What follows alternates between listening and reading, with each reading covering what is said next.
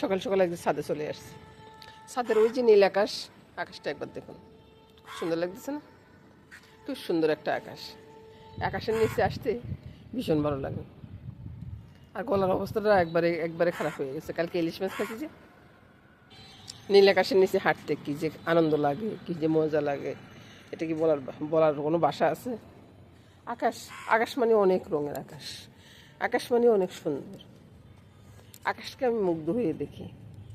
প্রতিদিন সকালবেলা উঠি, বারিন্দার দ্বারা আকাশের দিকে তাকাই থাকি। আর আজকে তো সূর্যমামা উঠে গেছে। সূর্যমামার তেজে আকাশের দিকে তাকানো যাচ্ছে না।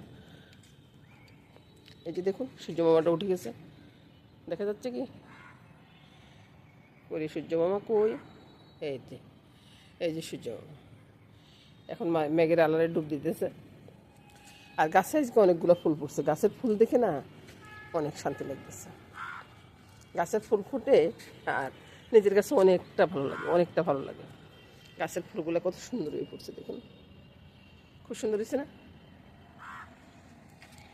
গাছের ফুল দেখি আমি একবারে মুগ্ধ।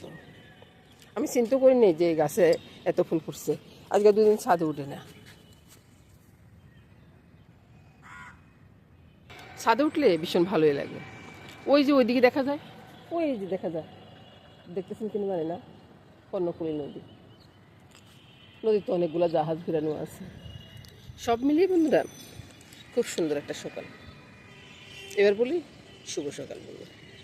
তারপরে যাব বাজারের দিকে, যাব একটু হাঁটতে যাব। হেঁটে এসে তারপরে সে আপনাদের সাথে আবার চা খেতে খেতে বা কফি খেতে খেতে একটা গল্প করবো। চলুন যাই। বাজারে অনেক মানুষ, তাই না? আসলে স্কুল টাইম, এখন সবাই চলো চলো চলো হাঁটতে হাঁটতে একটু কথা বলতেছি আর বাজারটা দেখাতে দেখাতে চলে যাচ্ছে।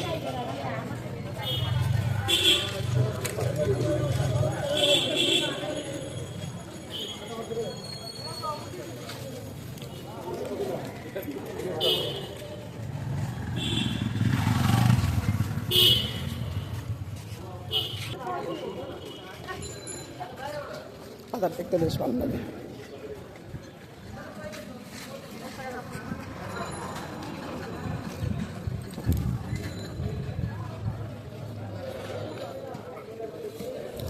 কি নেই বলুন, বাজারে সবাই আছে।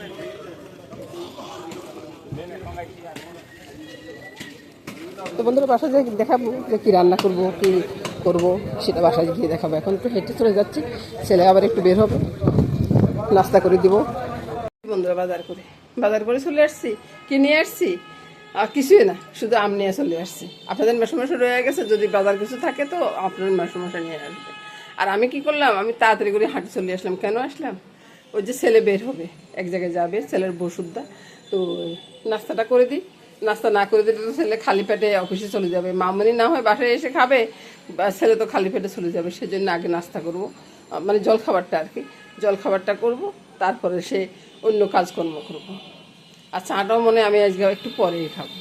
তো নাস্তার জন্য এখানে চিকেনটা বসাই দিলাম, চিকেনটা এখানে আছে। আর এদিকে চাঁদ জলটা আছে, দেখুন মামনি রেডি করে রাখছে। মামনি লক্ষ্মী, মামনি সব কিছু রেডি করে রাখে।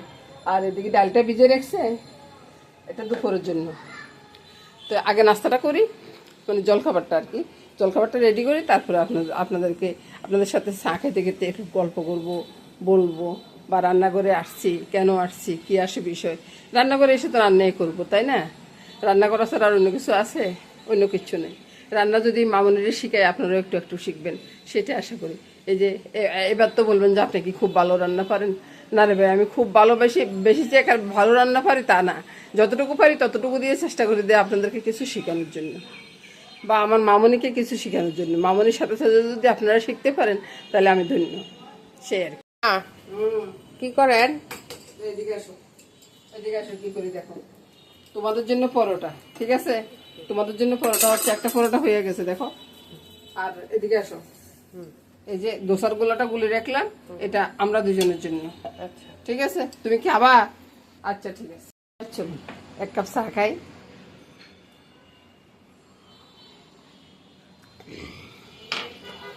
সেরকম হয়েছে চা, চা খেয়ে এসে তারপরে আমি দুপুরবেলা রান্না বসাবো।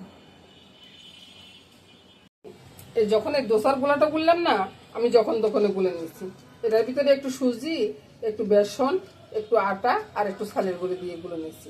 আর এখন দেখো দোসাটা কত সুন্দর হচ্ছে। চতুর্দিকটা যখন এরকম হয়ে আসতেছে, আমি সামান্য একটু তেল দিলেও পারি, না দিলেও পারি, তা আমি তেল দিয়ে দিচ্ছি। এটা যখন তোমার শ্বশুরমশাইয়ের জন্য দিব না, তোমার শ্বশুরমশাই অনেকটা খুশি হয়ে যাবে।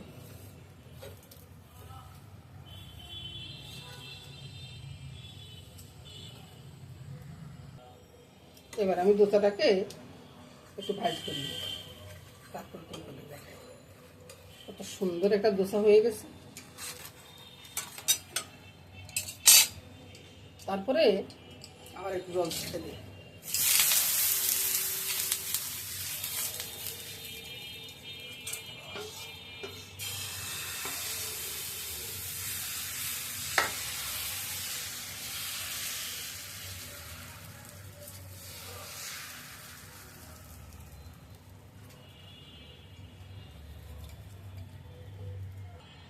এটাকে একটু উল্টে নিই, এটার ভিতরে আর তেল দিই।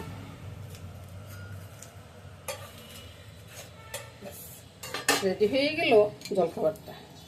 এবার দেখুন তো বন্ধুরা, কত সুন্দর একটা জলখাবার হয়ে গেল। তো শুভ সকাল বন্ধুরা, চাও দিয়ে দিলাম। খাবারটা খেয়ে দুপুরবেলা রান্নাতে চলে আসলাম। মুখে পান আছে, এই জন্য কথাটা এরকম শোনা যাচ্ছে। আর যে বাইলে মাছ রান্না হবে, আর মাথা দিয়ে আলু দিয়ে মুরগন্ধার মতো করব। এখানে জিরা বাটা আছে, আদাটা বেটে নিব, নুন হলুদের লঙ্কার কোটাটা এখানে আছে, সব কিছু গুছিয়ে নিলাম। এবার রান্নাটা শুরু করি। প্রথমে আলুগুলো ছেড়ে দিই তেলে, আলুগুলো ভাজা হয়ে যায়।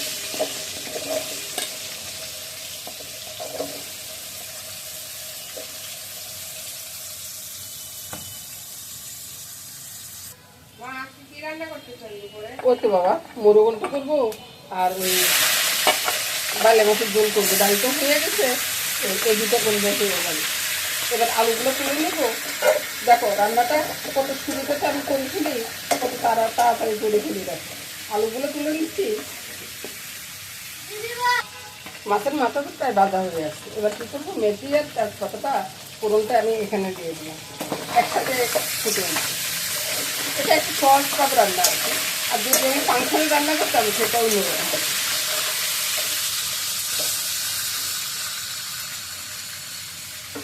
এবার এখানে আমি স্বাদ মতো নুনটা, হলুদটা, লঙ্কাটা, যেহেতু আর কাঁচা লঙ্কা দিব সেজন্য আর আমি এখানে লঙ্কা গুঁড়াটা কম দিচ্ছি, আমি একটু চিনি। তারপরে দিয়ে দিব আদা জিরা আর কাঁচা লঙ্কা বাটাটা। এবার নেড়ে চেড়ে মশলাগুলো মিশিয়ে দিব। মাছটা ভেঙে টেঙে দিব, তাহলে তরকারিটা ঘন হবে। মিশানোটা হয়ে গেছে। এবার পাড়াটা দিয়ে যে জলটা আছে না, জলটা একটু দিয়ে দিলাম, আর একটু কষানো হোক।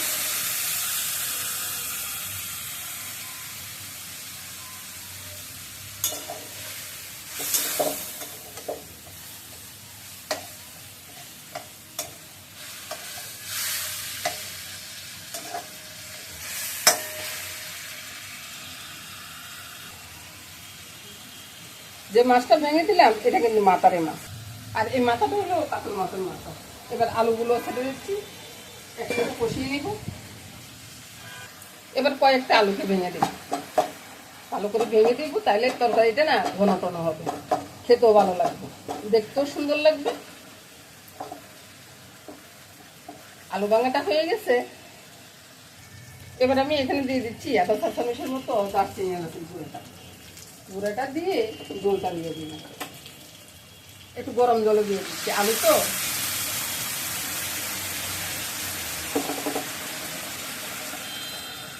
এবার বন্ধুরা রান্নাটা পুরা জমা হয়ে গেছে, নামিয়ে নেব। নামিয়ে নেওয়ার পর আপনাদেরকে দেখাচ্ছি। এবার রান্নাটা হয়ে গেছে বন্ধুরা, দেখুন তো কত সুন্দর একটা রান্না হয়েছে। কত শর্টকাট রান্না করে ফেললাম আমি। বাইলে মাছটাকে আমি নুন হলুদ আর সর্ষের তেল দিয়ে মেখে রেখেছি, আর তেজপাতা দিয়ে দিচ্ছি। আর এখানে মশলাগুলো আছে, জিরা আর আদা বাটা আছে, নুন হলুদ লঙ্কা আছে, এগুলোকে গুলে পরে নিব। বসিয়ে দিলাম আবার দিয়ে, পরে তেলটা দিয়ে দিচ্ছি, যতটুকু তেল লাগবে দিয়ে দিচ্ছি। তেলটা গরম হোক। এবার তেলটা গরম হয়ে গেছে, মাছগুলো একটু ভেজে নেব, হালকা একটু ভেজে উঠিয়ে নেব।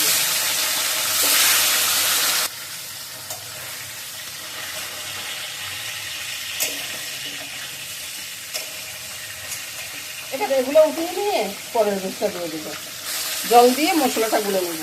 এভাবে করেই রান্না করবো বাবা, এভাবে করে রান্না করলে রান্নাটা অনেক সহজ হয়ে যায়, খেতেও ভালো লাগে, বুঝেছো?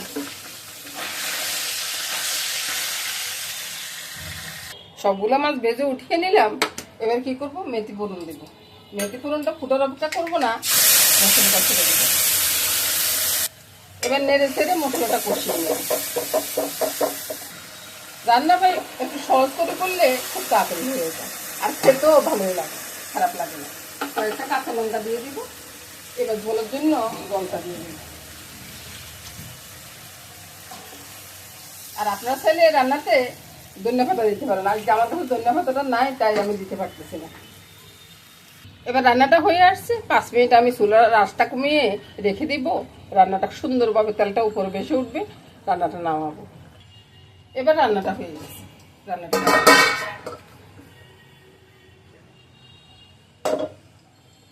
দেখুন তো, বেলে মাছের ঝোল কত সুন্দর একটা ঝোল হয়ে গেছে।